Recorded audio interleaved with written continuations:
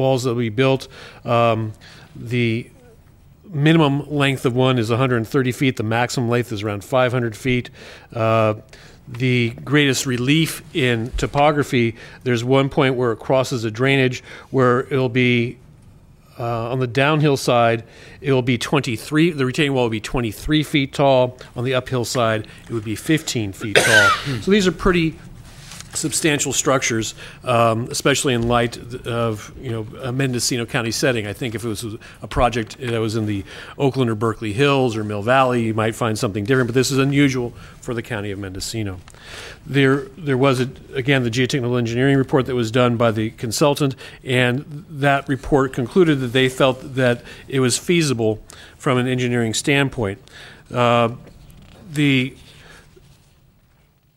county's water agency had reviewed the project and made some extensive comments regarding the retaining walls. One of the retaining walls, which would hold back a detention pond, so in essence it would become a dam during periods of high water. And the purpose of the detention ponds, I think there's 3 of them that are going to be created throughout the subdivision, would be to limit water as it comes off at peak storm levels, so it wouldn't inundate or exacerbate downhill flooding, downstream flooding from the project.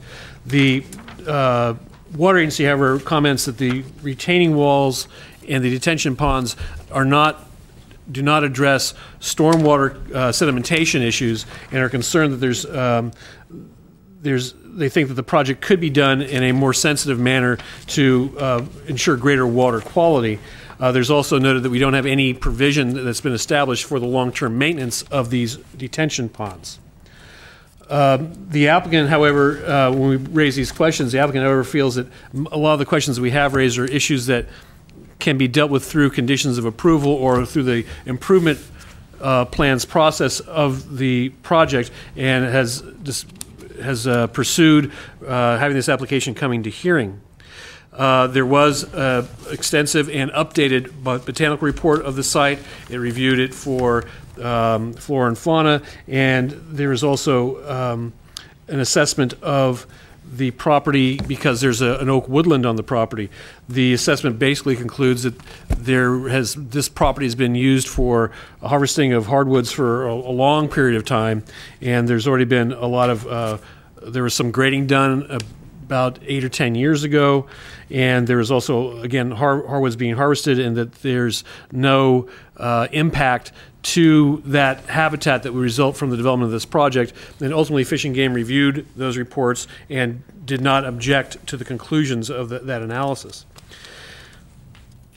The property would have to be zoned to a planned development in order to be created, and planned developments are there to provide a means of addressing some environmental concerns that are not otherwise available. And in this instance, you're going to have some variable lot sizes. The density is a 1 acre minimum, but you're going to have lots that are less than 1 acre. You're going to have lots that are greater than 1 acre, but overall will not exceed 1 acre for the entirety of the property.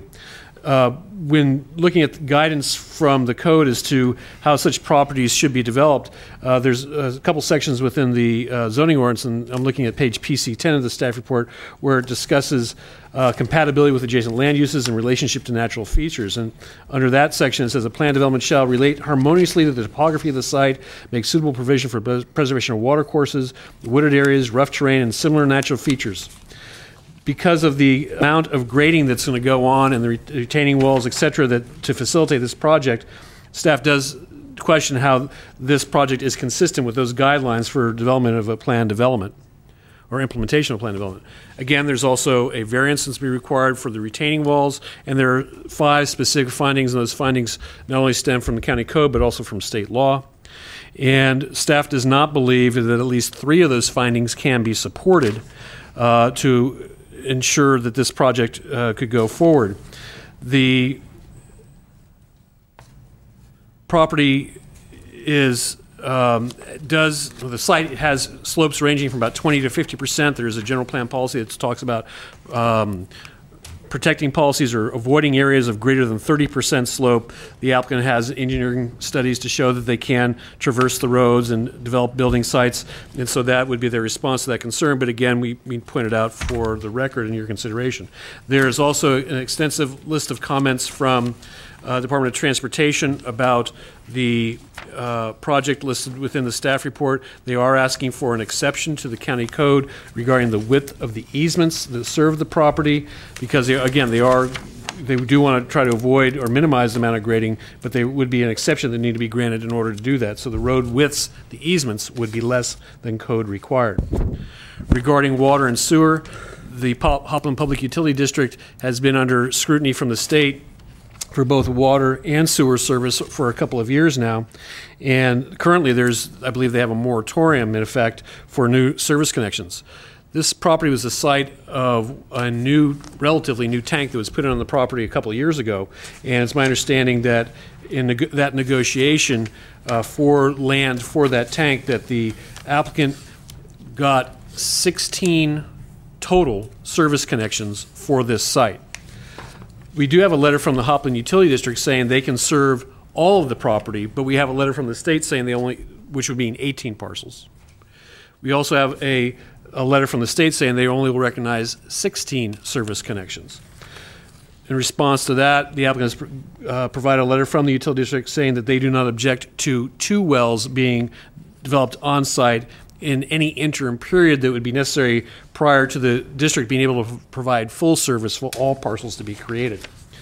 Regarding sewer, again, state agencies have concern about the capacity of the district to serve the facility. We do, however, have a letter from the PUD saying they will serve the project. There was an archaeological site found on the property, and there's a requirement for avoidance of that. Staff does acknowledge that the applicant has addressed many of the issues, and the detention ponds is a way to step forward for contemporary designs for low-impact development. But we do have a concern about the amount of grading that would be required, the poor provision for long-term maintenance, the questions about water and sewer service availability, and we are recommending denial of this application at this time. We have provided for a motion and conditions for your consideration should the project be approved. There's the conditions within the staff report, and there's also a supplemental memo dated October 28th, and that memo brings forth some conditions that were late, address comments that were received late from Caltrans and the Regional Water Quality Control Board. There's a number of letters that have been received and comments made at the Planning Commission hearing. There were many folks who were in favor of the project because they thought it provided needed economic development to the area, and they thought it was a good quality project, and they had nice things to say about the applicant. There's also letters and comments made about water availability, grading, water quality, et cetera, that were brought up at that hearing. With that, I'll try to respond to your questions.